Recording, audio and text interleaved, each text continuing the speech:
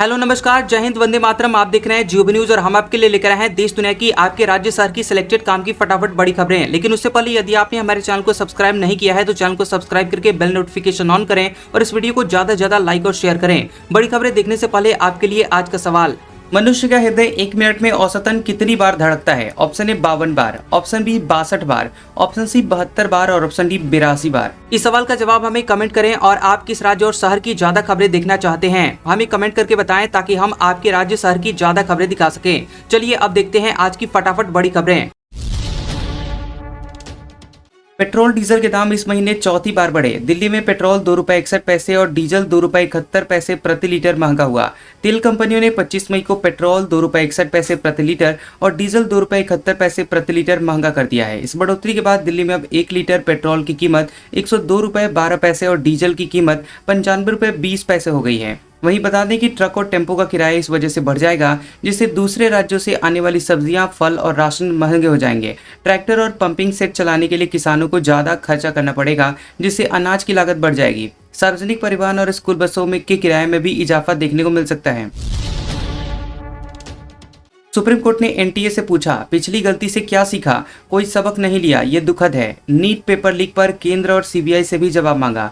Supreme court ने NEET paper leak के मामले में नेशनल टेस्टिंग एजेंसी एनटीए को फटकार लगाई है। कोर्ट ने कहा है कि यह दुखद है कि एनटीए ने पहले हुए पेपर लीक मामले से कोई सबक नहीं लिया।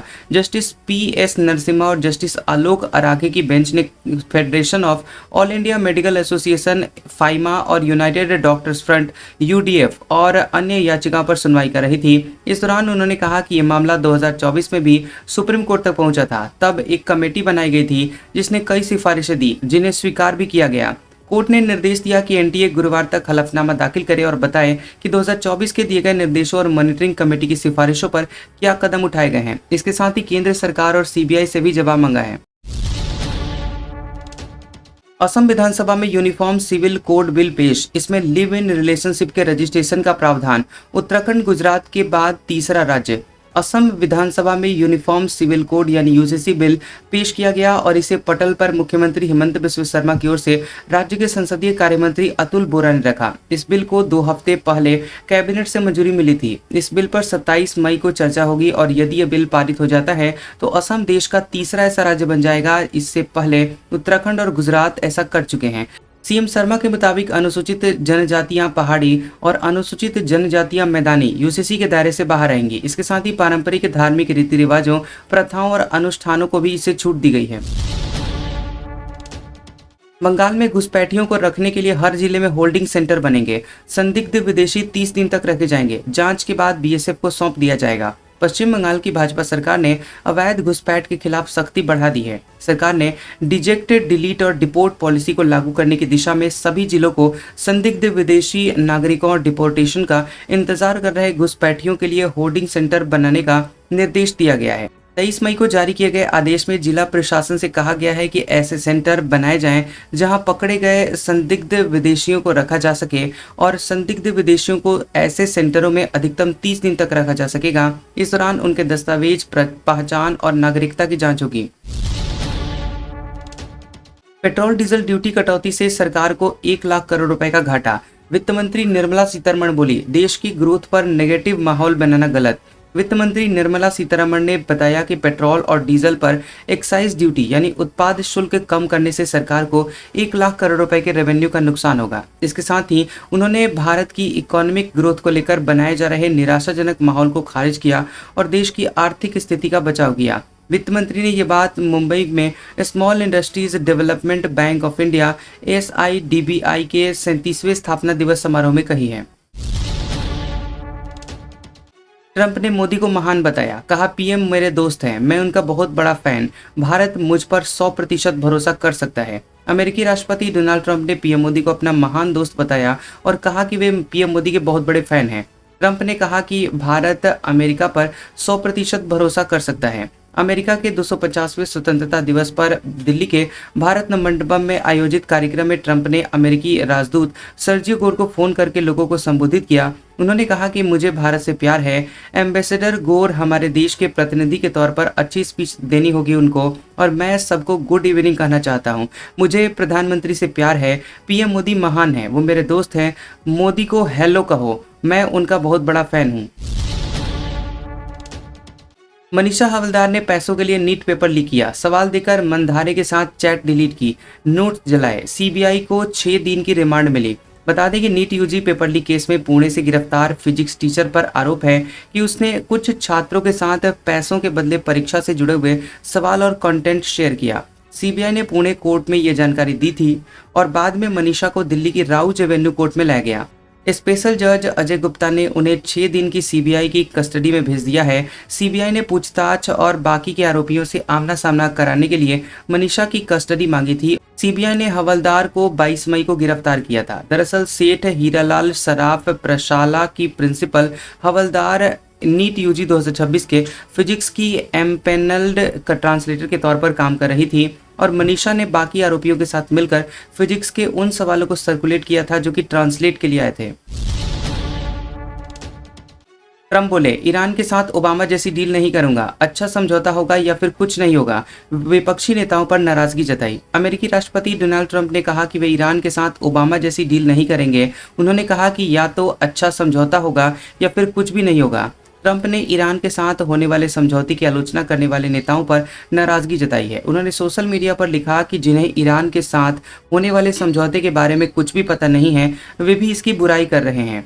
वहीं ट्रंप ने कहा कि ये लोग कमजोर हैं और सिर्फ देश को बांटते हैं। ट्रंप ने यह भी कहा कि उनका संभावित समझौता 2015 के परमाणु समझौते जैसा नहीं होगा। ट्रंप ने ओबामा के समझौते को आपदा बताया और दावा किया कि उससे ईरान के लिए परमाणु हथियार तक पहुंच का रास्ता खुल गया था। प्रेमानंद जी की अपील, मैं रहूं या ना रहूं, हमेशा साथ रहूंगा। मेरी चिंता छोड़िए, श्री जी का ध्यान लगाइए। तबीयत बिगड़ने के बाद 9 दिन से पदयात्रा बंद। बिल्कुल चिंता मत करो, हम मिले न मिले, बोले न बोले, हम सब आपको बहुत प्यार करते हैं। अंतिम बात यही कि चिंता नहीं करनी, न ये चिंता करनी है कि कैसे हमारा उत्थान होगा। बिना बोले तुम्हारे दिमाग में हम होंगे। ये भावुक अपील वृंदावन में संत प्रेमानंद महाराज ने वीडियो जारी कर अपने शिष्यों और भक्तों से की है। 1 मिनट 19 सेकंड के वीडियो पर किलिकुंज आश्रम ट्रस्ट के यूट्यूब चैनल पर यह अपलोड किया गया। 17 मई यानी 9 दिन से प्रेमानंद महाराज की रात्रि पदयात्रा बंद है। शिष्यों ने तब बताया था कि प्रेमानंद महाराज की तबीयत ठीक है नहीं है और वह भक्तों से एकांतिक मुलाकात भी नहीं कर रहे हैं। प्रेमानंद महाराज की दोनों किडनियां खराब हैं। उनकी हफ्ते में 2-3 बार डायलिसिस होती है। ट्रंप मुस्लिम देशों से बोले, इजराइल को मान्यता दो। ईरान जंग खत्म करने के बाद अब्राहम समझौते का विस्तार करेंगे। पाकिस्तान की मुश्किलें बढ़ेंगी। ट्रंप ने मुस्लिम देशों से इजराइल के साथ रिश्ते बेहतर करने को कहा और उन्होंने मोहम्मद बिन सलमान, मोहम्मद बिन जायद अल नहयान, तमीम बिन हमद अल थानी, आसिम मुनीर, रजब तैयब एर्दोगन और अब्देल फतह अल सीसी, अब्दुल्ला द्वितीय और हामद बिन ईसा अल खलीफा समेत कई नेताओं से बातचीत की है। ट्रंप ने सोशल मीडिया पर लिखा कि अमेरिका ने ईरान संकट को सुलझाने के लिए बहुत मेहनत की है, इसलिए अब जरूरी है कि ये सभी देश अब्राहम समझौते में शामिल हों, यानी कि इजराइल के साथ रिश्ते बेहतर करें। और उन्होंने जिन देशों का नाम लिया उनमें सऊदी अरब, कतर, पाकिस्तान, तुर्की, मिस्र और जॉर्डन शामिल थे। चीन बोला, भारत दलाई लामा उत्तराधिकारी मामले से दूर रहे, ये हमारा आंतरिक मामला। तिब्बत मुद्दे में बाहरी दखल मंजूर नहीं। चीन ने भारत को दलाई लामा के उत्तराधिकार के मुद्दे से दूर रहने की सलाह दी है। बीजिंग ने कहा कि दलाई लामा के पुनर्जन्म और उत्तराधिकारी तय करने की प्रक्रिया पूरी तरह चीन का आंतरिक मामला है और इसमें किसी भी बाहरी हस्तक्षेप की अनुमति नहीं दी जाएगी। भारत में चीनी दूतावास की प्रवक्ता यू जिंग ने बताया बयान जारी करके कि दलाई लामा का पुनर्जन्म सदियों पुराने धार्मिक रीति रिवाजों और ऐतिहासिक परंपराओं के तहत होता है। उन्होंने कहा कि इस प्रक्रिया के लिए चीन की केंद्रीय सरकार की मंजूरी जरूरी होती है और 14वें दलाई लामा को भी इसी प्रक्रिया के तहत मान्यता दी गई थी। चीनी दूतावास ने भारत को तिब्बत पर अपने पुराने रुख की भी याद दिलाई है और बयान में कहा गया कि भारत को तिब्बती स्वतंत्रता से जुड़ी हुई गतिविधियों के लिए मंच उपलब्ध नहीं कराना चाहिए और यह क्षेत्रीय स्थिरता और भारत चीन संबंधों के लिए जरूरी है। नौतपा शुरू, गर्मी और हीट वेव बढ़ेगी। महाराष्ट्र का ब्रह्मपुरी 47.2 डिग्री सेल्सियस के साथ देश में सबसे गर्म। एमपी यूपी के 8 शहरों में पारा 45 डिग्री सेल्सियस के पार। देश में नौतपा की शुरुआत हो गई है और इसका मतलब है कि अगले 9 दिन और ज़्यादा गर्मी पड़ेगी। हीट वेव और तापमान भी बढ़ेगा। तापमान 45 डिग्री सेल्सियस से ज़्यादा बना रह सकता है। महाराष्ट्र के विदर्भ क्षेत्र का ब्रह्मपुरी लगातार तीसरे दिन देश का सबसे गर्म शहर रहा। यहाँ तापमान 47.2 डिग्री सेल्सियस रहा, जो कि सामान्य से 4.6 डिग्री सेल्सियस ज्यादा है। उत्तर प्रदेश में बांदा 46.8 डिग्री सेल्सियस तापमान के साथ सबसे गर्म जिला रहा। इसके अलावा प्रयागराज और उरई में 45.6 डिग्री सेल्सियस, झांसी में 45.6 डिग्री सेल्सियस, वहीं आगरा में 45.4 डिग्री सेल्सियस तापमान दर्ज किया गया। वहीं हमीरपुर में 45.2 डिग्री सेल्सियस तापमान रिकॉर्ड किया गया। एक्ट्रेस ट्विशा केस में रिटायर्ड जज सास को हाईकोर्ट का नोटिस। एमपी सरकार बोली वे जांच में मदद नहीं कर रही हैं। दिल्ली से सीबीआई की टीम भोपाल रवाना। एक्ट्रेस ट्विशा शर्मा मौत मामले में मध्य प्रदेश हाईकोर्ट ने आरोपी सास और रिटायर्ड जज गिरिबाला सिंह को नोटिस जारी किया है और ये नोटिस राज्य सरकार और ट्विशा के पति नवनिधि शर्मा की उस याचिका पर जारी हुआ है जिसमें ट्रायल कोर्ट से मिली गिरिबाला की अग्रिम जमानत का विरोध किया गया है। सुनवाई के दौरान सरकार की ओर से पेश महाधिवक्ता प्रशांत सिंह ने कहा कि गिरिबाला जांच में सहयोग नहीं कर रही हैं। वहीं गिरिबाला सिंह के वकील मृगेंद्र सिंह ने कहा कि यह कहना गलत है कि हम जांच में सपोर्ट नहीं कर रहे हैं। हमें पिटीशन के दस्तावेज नहीं मिले हैं, इसलिए जवाब दाखिल करने के लिए समय चाहिए। कॉकरोच जनता पार्टी के खिलाफ याचिका, जल्द सुनवाई की मांग। सुप्रीम कोर्ट बोला इतने भावुक न हो। इंस्टाग्राम पर पार्टी के 2 करोड़ 29 लाख फॉलोअर्स हैं। सुप्रीम कोर्ट ने कॉकरोच जनता पार्टी से जुड़े हुए व्यक्तियों की गतिविधियों की सीबीआई से जांच करवाने की मांग पर तुरंत सुनवाई से इनकार कर दिया। कॉकरोच जनता पार्टी एक सोशल मीडिया प्लेटफॉर्म है जो कि भारत के चीफ जस्टिस सूर्यकांत की हालिया कॉकरोच टिप्पणी के बाद सामने आया था। सोमवार दोपहर 12 बजे तक सीजेपी के इंस्टाग्राम अकाउंट पर 2.29 करोड़ फॉलोअर्स हो गए। कोर्ट में याचिकाकर्ता के वकील एन.के. गोस्वामी ने कहा कि सीजेपी जुडिशरी की इमेज खराब कर रही है। इसके बाद सीजेआई और जस्टिस जॉयमल्य बागची और जस्टिस विपुल पंचोली की बेंच ने कहा कि इसे इतनी भावुकता से मत लें। एआईएडीएमके के 3 विधायकों ने विधानसभा से दिया इस्तीफा। टीवीके में शामिल होने के लिए मंत्री आधव अर्जुना से मिले। तमिलनाडु में एआईएडीएमके के 3 विधायकों ने विधानसभा स्पीकर को अपना इस्तीफा सौंप दिया। इस्तीफे के बाद मधुरंतकम से विधायक मरगथम कुमारवेल, धारापुरम से विधायक सत्य भामा और पेरुंदुरई से विधायक जय कुमार टीवीके में शामिल होने के लिए नेता आधव अर्जुना से मिलने के लिए पहुंचे। कश्मीर में गुलमर्ग रोपवे अचानक से रुका। करीब 300 पर्यटक हवा में लटके। सेना ने अब तक 80 को निकाला। रस्सियों और सीढ़ियों से रेस्क्यू किया जा रहा। दुनिया का तीसरा सबसे ऊंचा रोपवे है। जम्मू कश्मीर स्थित दुनिया के तीसरे सबसे ऊंचे रोपवे गुलमर्ग गोंडोला कुद में तकनीकी खराबी आ गई। दोपहर करीब 2:30 बजे रोपवे के सभी केबिन अचानक से रुक गए और इन पर 300 से ज्यादा पर्यटक बैठे थे जो बीच हवा में फंस गए। इनमें महिलाएं, बच्चे और बुजुर्ग शामिल हैं और कई पर्यटक घबराकर रोने और चिल्लाने लगे। सेना के मुताबिक हवा में 65 केबिन फंसे थे और एक केबिन में 6 लोग बैठ सकते हैं और अब तक 16 केबिनों से 80 लोगों को सुरक्षित बाहर निकाला गया है। घटना के कई सारे वीडियोस भी सामने आए हैं जिनमें रेस्क्यू टीमें लोगों को रस्सियों और सीढ़ियों के सहारे नीचे उतारते हुए दिख रही है। मौके पर एसडीआरएफ, एनडीआरएफ टीमें भी मौके पर मौजूद हैं। रेस्क्यू देर रात तक जारी रहने की संभावना है और अब तक किसी के घायल होने की खबर नहीं है। राहुल गांधी केस में सुनवाई टली। 1 जून को अगली बहस होगी। अमेरिका में कहा था भगवान राम काल्पनिक हैं। पिछली सुनवाई पर भी पेश नहीं हुए थे। कांग्रेस सांसद राहुल गांधी के खिलाफ वाराणसी की एमपीएमएलए कोर्ट में सुनवाई हुई और मामले की सुनवाई अपर जिला जज यादवेंद्र विक्रम सिंह के समक्ष हुई है।